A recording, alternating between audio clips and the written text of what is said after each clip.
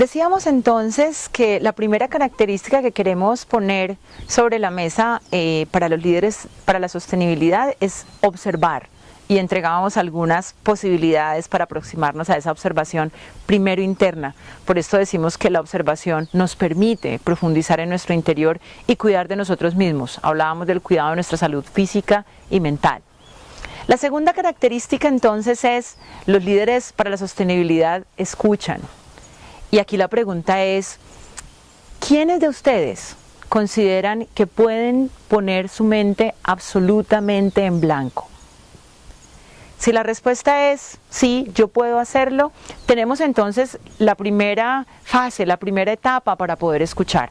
Si yo no soy capaz de tener mi mente en blanco, difícilmente voy a poder escuchar qué me está transmitiendo otra persona, qué me está transmitiendo la naturaleza, qué información me está llegando.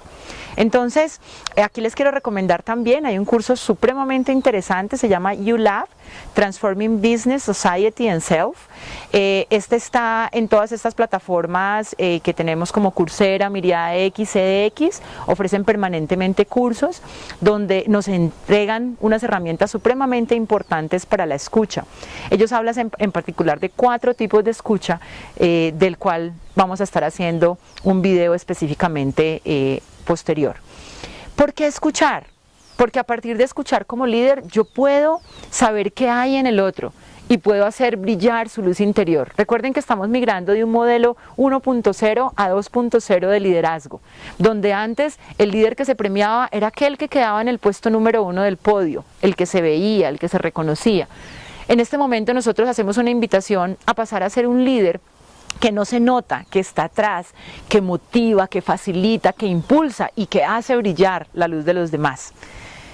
También invitamos en esa escucha a la tolerancia, porque en la medida en que yo puedo escuchar al otro de una manera empática o de una manera co-creativa, puedo realmente entender cuáles son sus razones y puedo entonces convertirme en una persona o en un líder tolerante, y además que me puedo comunicar de una manera mucho más efectiva.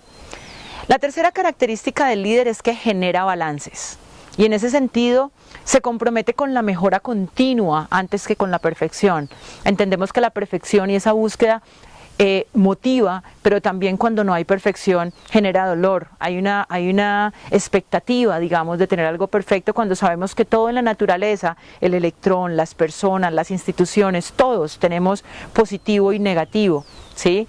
Allí inicia nuestro video de hoy, entendiendo que tenemos unas cosas dentro de nuestra personalidad que pueden generar, digamos, no una comunicación fluida. Entonces, a partir de ese entender que no hay nada perfecto, es cómo todos los días lo podemos hacer un poquito mejor, como principio de mejora continua. Construyen grandes equipos, dan continuidad a la academia, pero a la vez también valoran la experiencia, siempre en equilibrio ese conocimiento versus la tradición y versus la experiencia para ponerlo al servicio del planeta.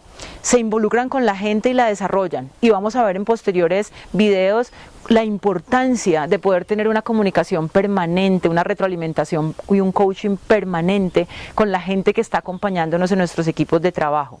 Y finalmente buscan ese cuidado del planeta y esa coherencia dentro de ese balance. La cuarta característica es que son valientes, y cuando hablamos de valentía es asumir la responsabilidad por todo lo que sucede alrededor. No sé si se han dado cuenta en algunas organizaciones donde algo malo pasa y todo el mundo empieza, no, es que fue aquella área o fue esta persona o el error estuvo aquí, pero difícilmente empezamos una conversación diciendo la responsabilidad es nuestra. Yo tengo responsabilidad porque yo hice parte de ese equipo y hay algo que no observé, hay algo que no pude prever, digamos, con anticipación. Entonces, en ese sentido, al asumir la responsabilidad, podemos entonces con valentía afrontar cuáles son esos planes que siguen a partir de la responsabilidad asumida. Igualmente toman riesgos, obviamente con base en un análisis de riesgo, en un análisis de materialidad, en unos planes de mitigación, esos riesgos medidos que me permiten entonces avanzar mucho más dentro de la organización. resisten la crítica y las experiencias no exitosas, y eso también está reflejado ahora en lo que nos piden las nuevas versiones de ISO versión 2015, y es que todo lo que compartamos en nuestras memorias de sostenibilidad y en cualquier experiencia no solo incluya aquello en lo que fuimos exitosos, sino también qué falló, para poder entonces aprender de esa falla. Y finalmente, la quinta característica es la visión. Es ser visionarios, ¿sí? Adicional a generar confianza, es poder planear y diseñar estrategias, poder promover acciones para lograr los compromisos y poder entonces estar en esa continuidad de comunicación con los demás para poder transmitir esa visión. Esas serían entonces las 5 características que queremos hoy exponer y empezar a hacer ese ejercicio de evaluación de dónde estamos y qué nos falta para llegar a un punto óptimo y poder entonces ser unos líderes para la sostenibilidad.